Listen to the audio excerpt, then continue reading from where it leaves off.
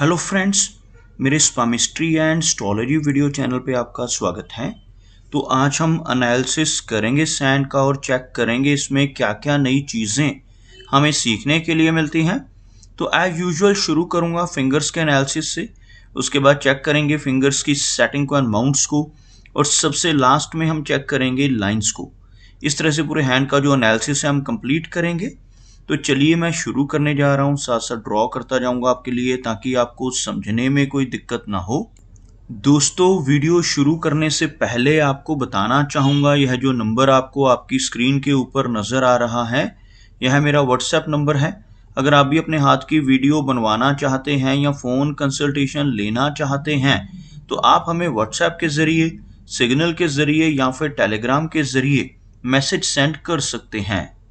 यहाँ पर आप देख सकते हैं इनकी जो हथेली है कुछ इस तरह से एक स्क्वायरिश शेप में नज़र आ रही है, जो इंडिकेट करती है एक हार्ड वर्किंग टाइप की नेचर को।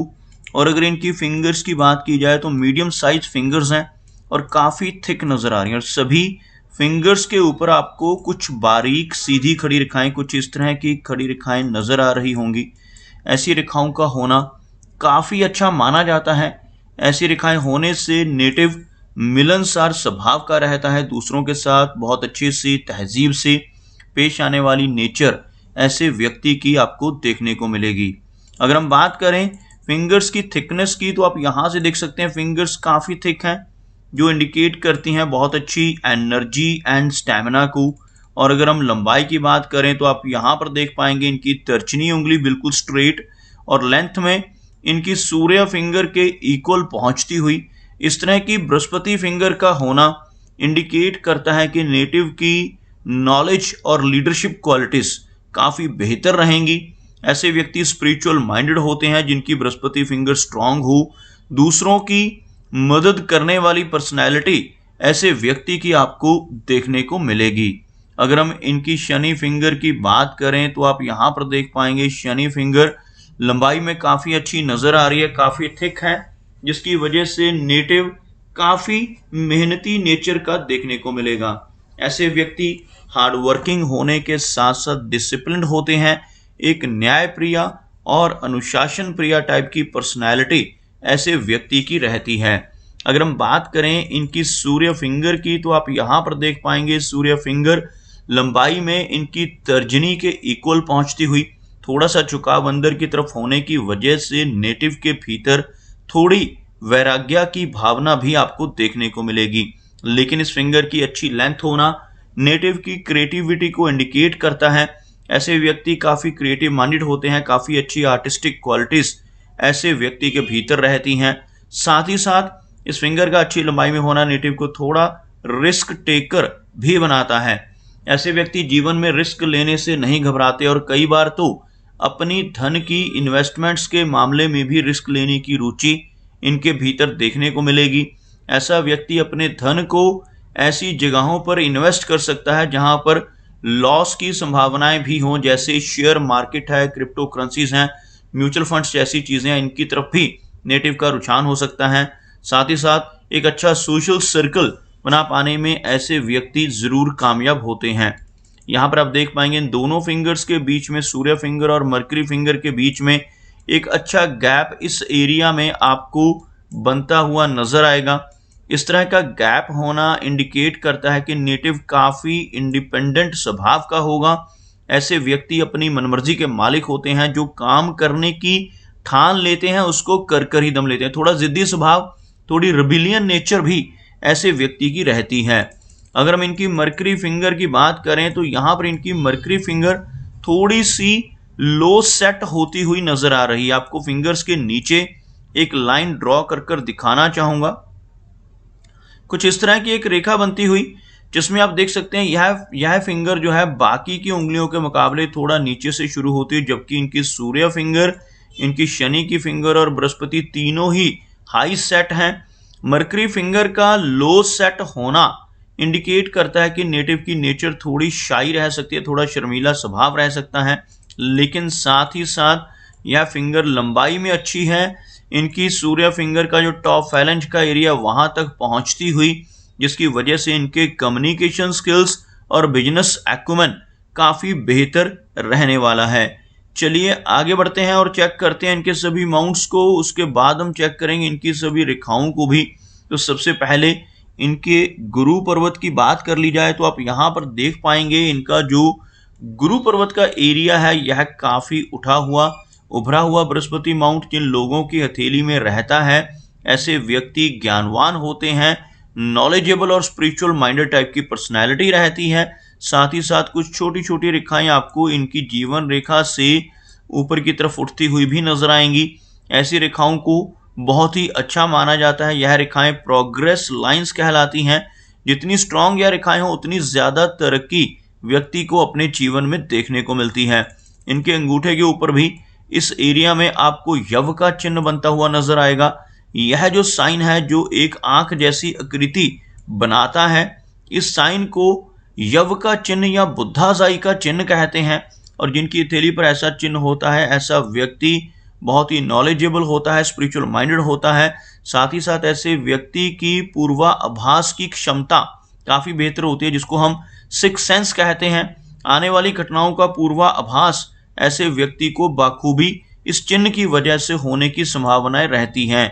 अगर हम बात करें इनके शनि पर्वत की तो आप देख पाएंगे शनि का जो माउंट है यहाँ पर कंप्लीटली दबता हुआ नजर आ रहा है। शनि माउंट का दबना इंडिकेट करता है कि नेटिव को अपने जीवन में संघर्ष अधिक करना पड़ेगा। शुरुआती दौर में ऐसे व्यक्ति को ज्यादा संघर्ष करना पड़ता है, लेकिन अगर हम इनके हाथ की रेखाओं की बात करें, खास तौर पर शनि रेखा की, तो आप यहाँ पर देख पाएंगे शनि रेखा काफी फाइन है। बीच में कुछ ओवरलैपिंग्स इस रेखा में जरूर हैं।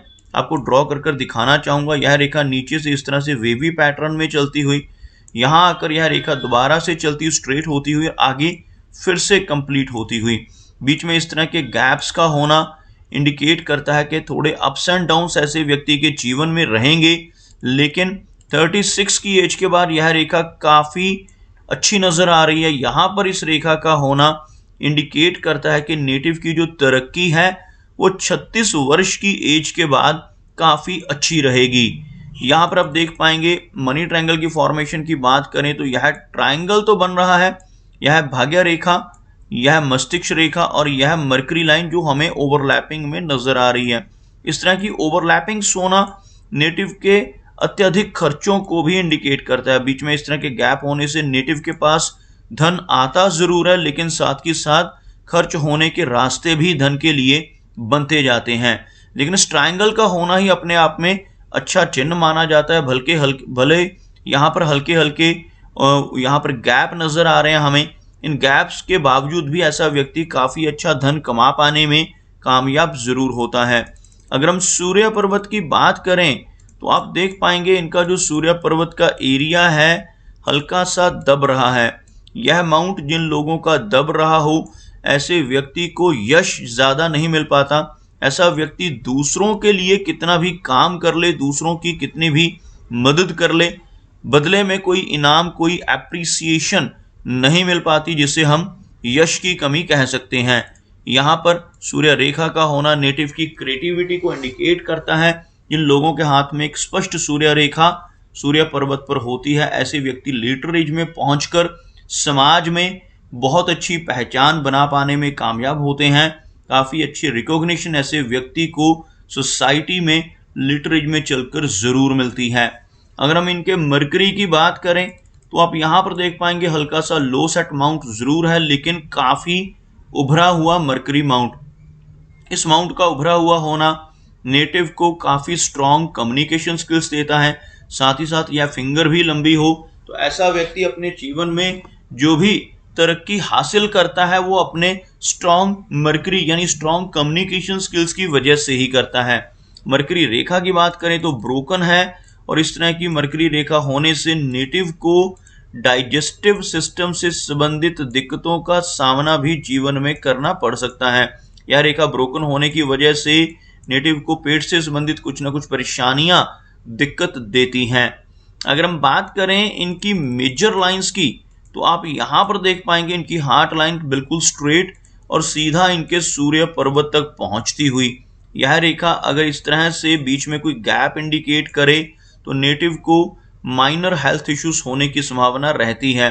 लेकिन यह रेखा जब गुरु पर्वत तक पहुंचती है तो इसे काफी अच्छा माना जाता है। बृहस्पति माउंट तक हार्ट लाइन का पहुंचना इंडिकेट करता है कि नेटिव दिल का बहुत अच्छा होगा। ऐसे व्यक्ति आध्यात्मिक होते हैं, वो भी दिल से स्पिरिचुअल होते हैं। दिखावा करना ऐसे व्यक्ति को पसंद नहीं होता, खास तौर पर अध्यात्म के विषय में, और ऐसे व्यक्ति काफी अच्छे दिल के मालिक होते हैं। ओवरऑल थोड़ी सी शैलो रेखा होना, यह इस रेखा का थोड़ा शैलो होना इंडिकेट करता है कि नेटिव को लेटर एज में चलकर माइनर हेल्थ इश्यूज आ सकते हैं। ब्लड प्रेशर जैसी समस्या लेटर एज में 45 और 50 के राउंड एज में चलकर होने की संभावनाएं भी रहेंगी। अगर हम बात करें इनकी लाइन ऑफ माइंड की, तो हमें इनकी मस्तिष्क रेखा में एक गैप बनता हुआ नजर आ रहा है। यह रेखा कुछ इस तरह से चलती हुई और आगे चलकर यह दोबारा से शुरू होकर आगे बढ़ रही है। इस तरह के गैप को ओवरलैपिंग कहा जाता है, और जब भी इस तरह की ओवरलैपिंग हो जिस भी रेखा में हो, तो उस रेखा से संबंधित कुछ ना कुछ दिक्कतें नेटिव को रहती हैं। यह मस्तिष्क की रेखा है तो नेटिव को कुछ ना कुछ तनाव और स्ट्रेस रहने की संभावनाएं मिडिल एज में अधिक रहेंगी। इस रेखा का नीचे की तरफ डिप करना, नीचे की तरफ झुकना इंडिकेट करता है कि नेटिव को थोड़ी ओवर थिंकिंग की समस्या भी रह सकती है। अगर हम बात करें इनकी जीवन रेखा की, तो आप यहाँ पर देख पाएंगे जीवन रेखा काफी स्ट्रांग है, काफी अच्छी लंबाई में नजर आ रही है, और जीवन रेखा के अंत में फिश जैसी आकृति बनती हुई भी हम यहाँ पर देख पा रहे हैं। यह रेखा है जिसको जीवन रेखा या लाइफ की लाइन कहते हैं। लगभग इस एरिया तक 75 के आसपास की एज को दर्शाती हुई नजर आ रही है। और यहाँ पर एक रेखा अंदर की तरफ जिसे गार्डियन एंजल लाइन कहा जाता है, हाथ में गार्डियन एंजल लाइन मौजूद हो तो ऐसे व्यक्ति को पूर्वाभास हो सकते हैं। ऐसा व्यक्ति जब भी किसी मुसीबत में होता है तो कोई ना कोई गार्डियन एंजल, कोई ना कोई अदृश्य शक्ति ऐसे व्यक्ति की मदद करती है।